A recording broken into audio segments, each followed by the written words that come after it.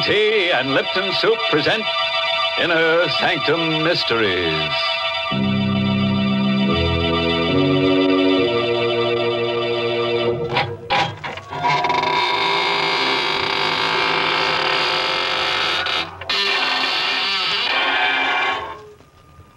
Good evening, friends of the Inner Sanctum.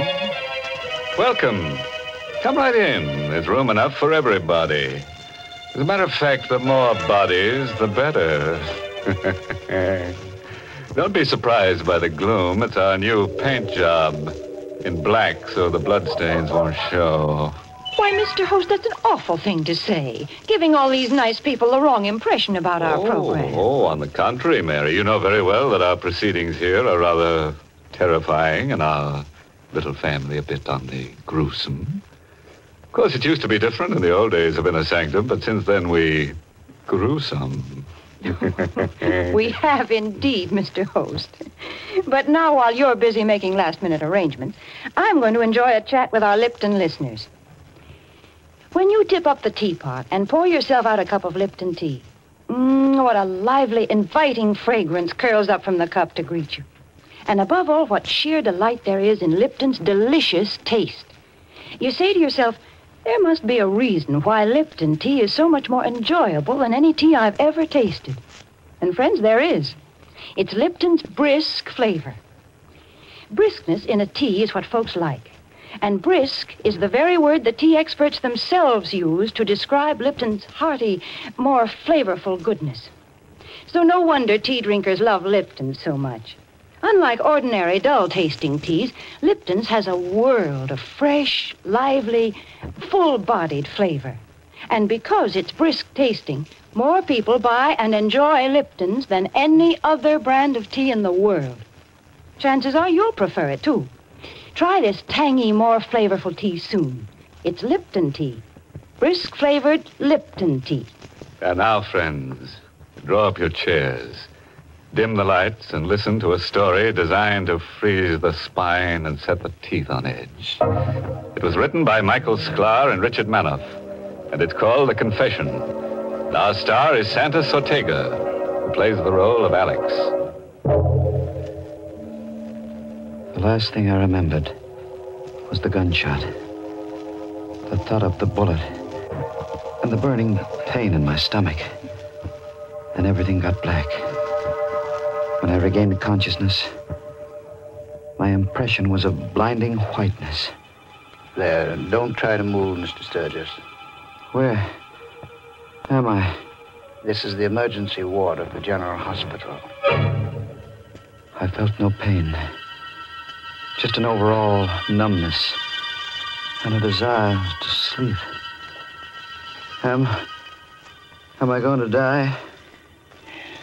Yes. How much time have I got? A couple of hours. Doctor, I want to make confession. I want to confess to murder. I told the doctor about the money and Lenore. She was much younger than I. And she thought because I owned a little drugstore, I must be prosperous. And I suppose that's why she married me in spite of the difference in our ages. But there wasn't any money for fun or nice clothes. So she became restless. But I loved her. And I did my best. Until the other night in the drugstore. Oh, it's 12 o'clock, thank heaven. Time to close up, Alex. 5 more minutes, dear. Another customer might come along. Just like an old man chasing pennies, never getting anything out of life. Be reasonable, dear. I'm trying to make a living for us. Is this your idea of a living? Is this what you promised me before we were married? I know it's not what you deserve, Lenore, but someday... Oh, you make me sick. I must have been crazy when I married you. Lenore. I'm going to say something I've had on my mind for a long time, Alex.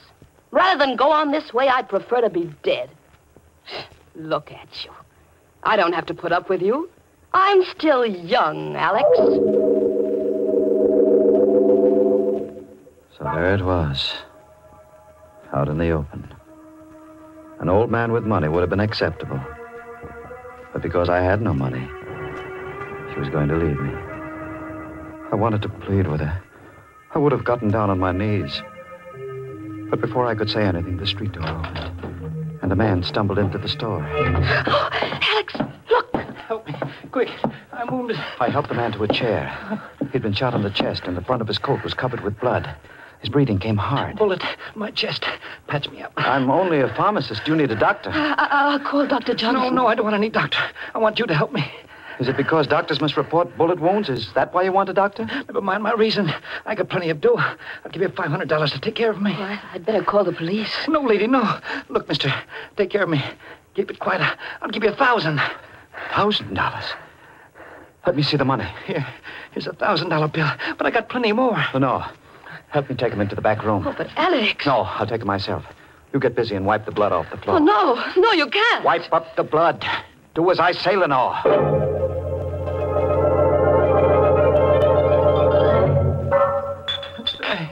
What's taking you so long? I'm looking for a certain medicine among these bottles. Give me something to stop the bleeding. Hurry.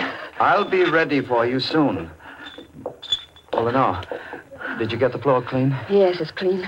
How is he? He's in bad shape. Weak from loss of blood. Alex, you haven't done anything for him yet. Be quiet. But you've been in here 5 minutes, and he's just like he was before. Alex, you're stalling him. Oh, the hell. Alex. Let him lay there. But he's dying. I know. Alex, call the police. No. Are you going to let him die? Yes. That's as bad as murder. I didn't shoot him. It's not my fault if he dies. Lenore, he's got money. Thousands of dollars. No one knows he came here. This is our chance, Lenore. What do you mean? I'm going to let him die. Take his money, and then get rid of his body. He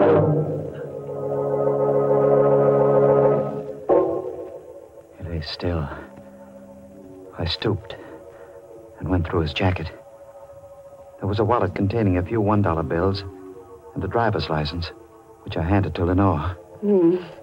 His name is James Kirk. He lives in Hillsborough. His pockets were crammed full of bills of large denominations. Lenore watched, fascinated, as I counted. How much is it, Alex? A little over $78,000. We're rich, Lenore. I'm frightened. There's nothing to be afraid of. All we have to do now is wait until he dies and get rid of the body.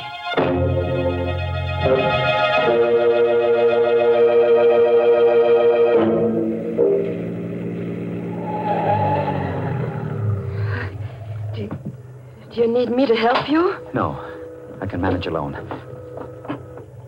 This body's heavy. Yeah. It's through the door.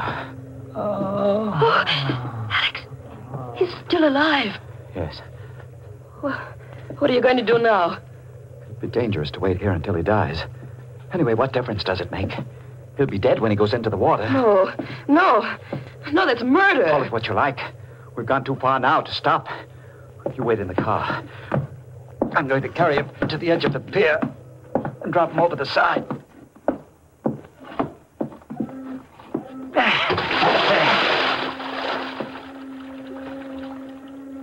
He's gone.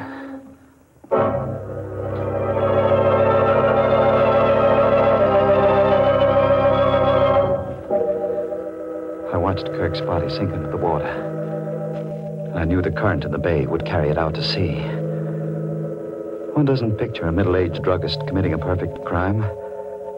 But I felt sure that I had done it. For I had Kirk's money, and it seemed that no one could connect his death to me. I rejoined Lenore in the car, and started for home. After I'd driven for a few minutes, I noticed she was strangely quiet. What's the matter, dear? Nothing. Nothing at all. Something's troubling you. What is it? Nothing. You act as though you're afraid of me. No. You are afraid of me. Lenore, why? I never saw you act this way before. Something's happened to you. You're different. Oh, nonsense. Don't you feel it, Alex? You're a murderer. No. You wouldn't even wait until he was dead. Listen to me, Lenore. Whatever I did for your sake. I wanted the money for you, so you could be happy. Oh, how can I be happy with this thing hanging over us?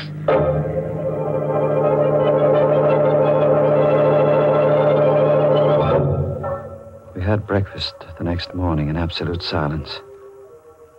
Then Lenore went to open the store, while I wrapped the money in a parcel, took it to the bank, placed it in my box in the safe deposit vault.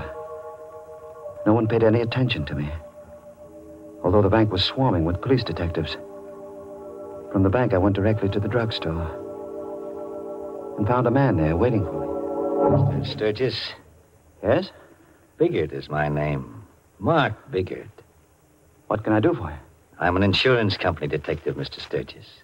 I'm investigating the First National Bank robbery for my company. I want you to tell me everything you know about that robbery.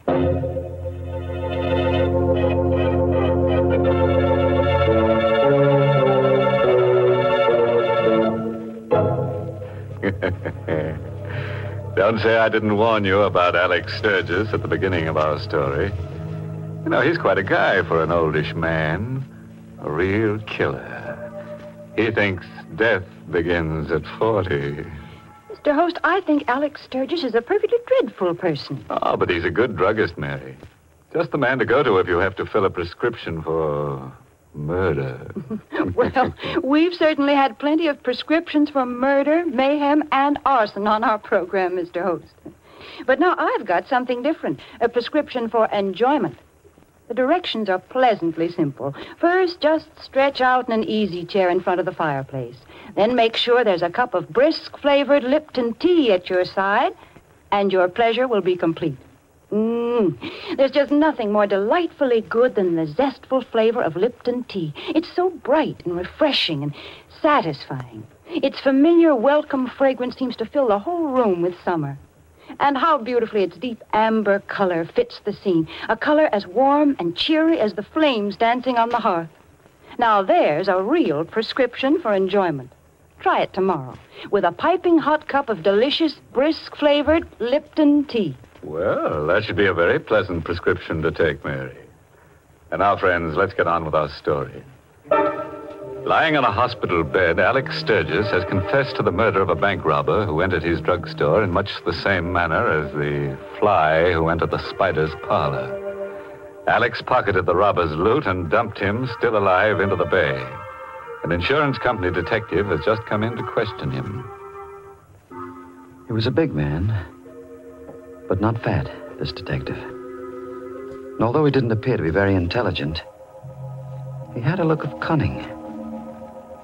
His clothes were rumpled, and he rolled an unlit cigar around in his mouth as he spoke. Suppose you start from the beginning, Sturgis. There's nothing to talk about, Biggert. I don't know anything about the robbery. You don't, eh? No, I don't. Why should you come here annoying me with silly questions? I'll tell you why I'm here, Sturgis, and then maybe you'll see your way clear to talk. You know the bank was robbed last night, and the crook got away with better than $78,000. Yes? The night watchman was shot. He's in a coma now, but before he was shot, he shot one of the crooks. What does that have to do with me? I'm coming to you, Sturgis. I'm a slow man, but I'm thorough, which is more than you can say for the harness bulls on the police force. Take those harness bulls.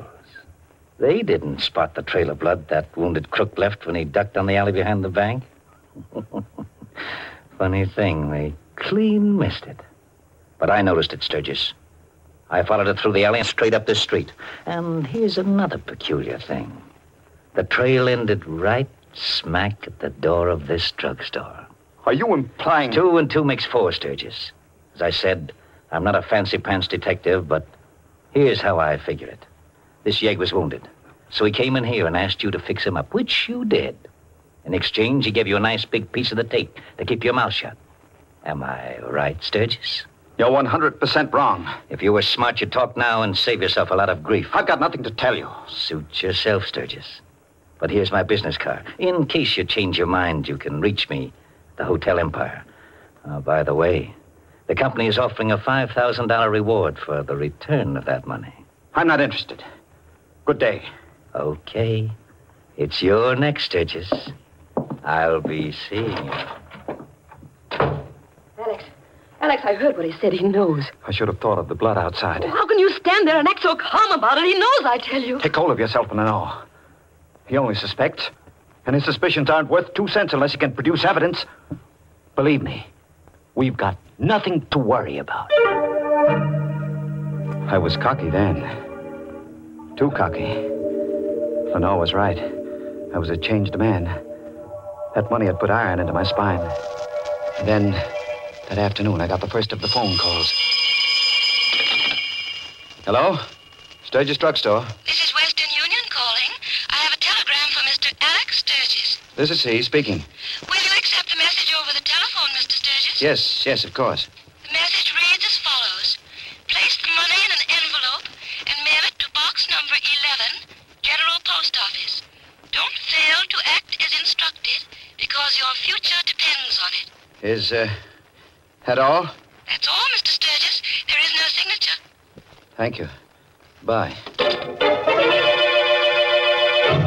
Oh, it was bad enough having that detective snooping around, but now this telegram. Oh, don't take any more chances, Alex. Send the money. No. Alex, please. I'm frightened. Listen, Lenore. Calm yourself. It's perfectly clear what happened. One of the bank robbers came with Kirk as far as the store. He must have been frightened away by the police. Now he's using this method to get the money. But he won't get it. Why? What are you going to do? I'm going to put a wad of blank paper in an envelope and mail it to that post office box. Then I'll stand watch at the post office and see who claims it. And then what? That money means everything to us, Lenore. I've already killed one man for it. If necessary, I'll commit another murder. I placed blank strips of paper in an envelope and mailed the envelope to that post office box. The next morning, I went to the post office and stood near the window, waiting for someone to come along and claim the envelope in box number 11. Hours passed. I got hungry. My legs began to shake from exhaustion. But I couldn't leave that spot. I meant to stay there until... What are you waiting here for, Sturgis? A voice cut through my thoughts. I looked up. It was Kelly, the policeman. He was suspicious. The clerk noticed you hanging around and called for a cop. It's nothing, Kelly. I arranged to meet my wife here. She's late. I saw your wife through the drugstore window as I came up the street. She must have forgotten all about your appointment. You'd better get back to the store, Sturgis. I couldn't stay there after that. I walked around the block. When I came back, the policeman had disappeared. I entered, went to the window, and asked the clerk if anyone had claimed the mail in box 11. He nodded. The letter was gone. My plan to discover the identity of Kirk's confederate had failed. There was nothing to do but go back to the drugstore. It was empty. I felt a sense of danger as soon as I entered. So I closed the street door quietly and walked as silently as I could to the door of the back room. It was open. And Lenore was at the telephone. Hello. Hello, Empire? Hotel?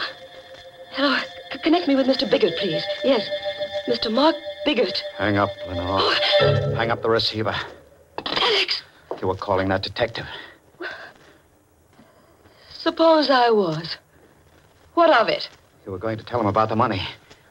You were going to double-cross me for the reward. You're so smart, Alex. What are you going to do about it? Lenore, don't you understand? I don't want the money for myself. I took it for you, to give you the things that will make you happy. Big-hearted, unselfish Alex. What are you laughing at? I'll tell you why you took that money, Alex. You thought you could buy me with it. Well, you're wrong. I wouldn't stay with you if you had all the money in the world. Lenore, would you leave me after all that's happened? I'm packing up right now. No. You can't stop me. I love you, Lenore. I did my best to hold you. If I can't have you, no one else will have you. What do you mean? Alex, stay away from me. I'm going to kill you, Lenore. Alex, no. Don't. I'm going to kill you, my darling. Let go of my throat. Alex, please. Let go.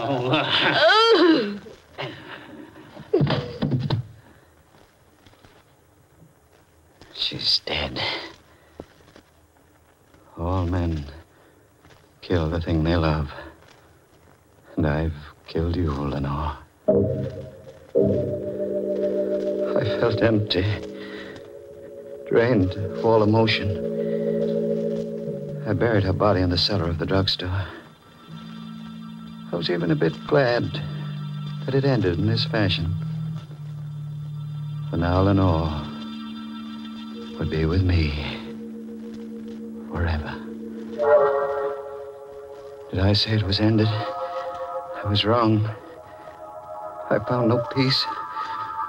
For the very next morning, Bigot came to the drugstore. Good morning, Sturgis. Nice morning, isn't it? What do you want? Just stopped by to have a chat, Sturgis. Been giving a lot of thought to the First National Bank robbery.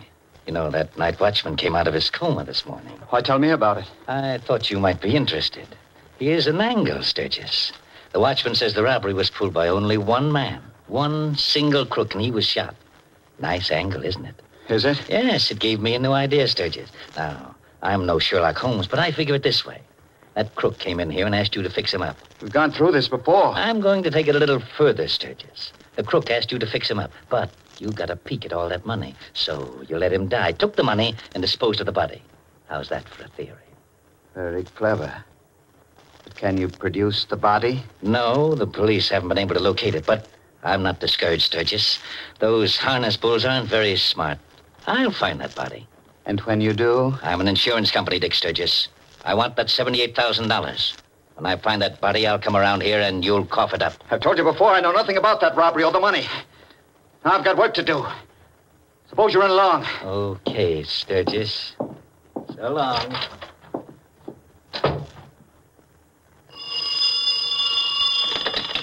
Hello. Sturgis Drugstore. Western Union calling. I have a telegram from Mr. Alex Sturgis. This is he speaking. Read it to me, please. The message reads as follows. Received your letter. Contents not what requested. Suggest you obey instructions. Same box number and post office. This is final. Is there a signature? No, sir. There's no signature, Mr. Sturgis. I hung up. My head was reeling. But out of the confusion in my mind, one thought emerged. The night watchman had said Kirk had no Confederates in the bank robbery. Therefore, the person sending me the telegram must be Kirk. The salt water of the bay must have revived him. Kirk was still alive. I found Kirk's wallet on a shelf where Lenore had placed it the night all this began. From the driver's license, I copied his home address. I waited till after midnight and drove to Hillsborough, where I found Kirk's apartment in an old tenement building. The door was unlocked. I drew out my gun and entered. I meant to kill Kirk. I had to kill him. The living room was empty. No one was in the bedroom.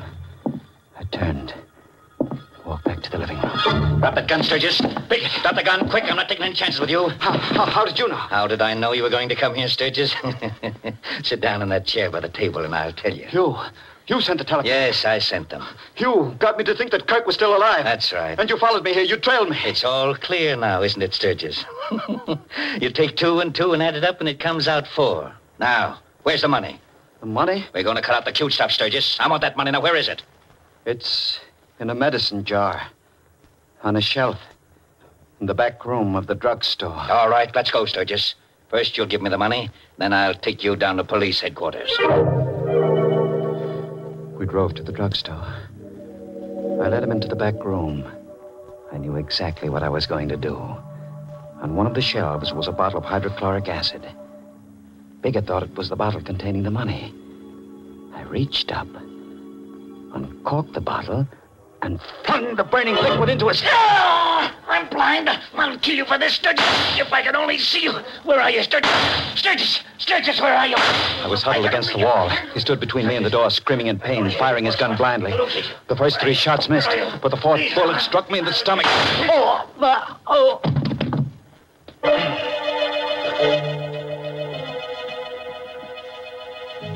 The last thing I remember is Bigot running out of that room, shouting for help.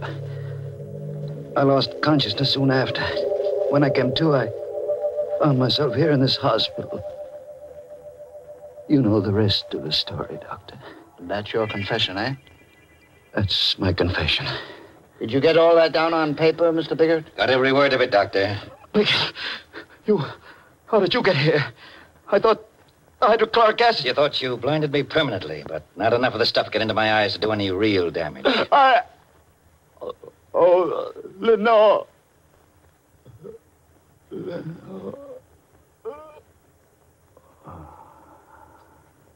He's dead, Biggert.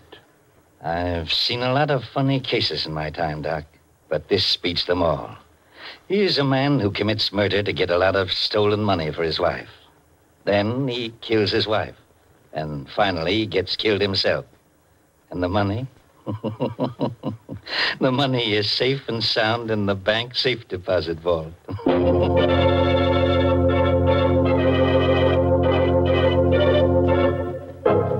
Oh, what a pity. Exit Sturgis. Yes, Biggert smoked him out just like a poor fish. Smoked Sturgis.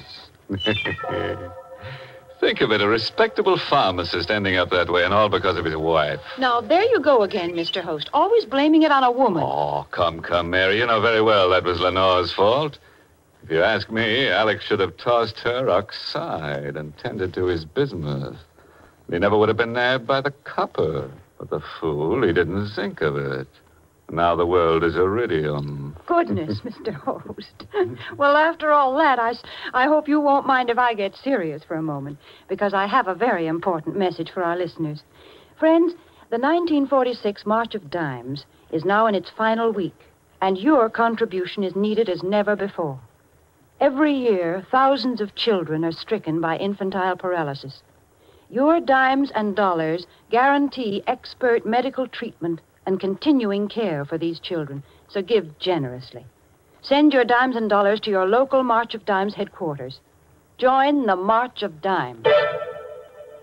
And now, friends, a word of advice to all prospective murderers. Never fall in love with your victim because, as Oscar Wilde found out, it's so embarrassing to kill the thing you love. Oh, by the way, this month's Inner Sanctum mystery novel is The Pavilion by Hilda Lawrence. Next week, the makers of Lipton Tea and Lipton Soup will bring you another Inner Sanctum mystery directed by Himan Brown and called The Blood of Cain. It's a grim little story of a New Orleans family with a fine old tradition of murder. Yes, this family tree casts a shadow of death. So, if you're able, tune in next Tuesday and we'll all raise Cain. Until then, good night. Pleasant dreams.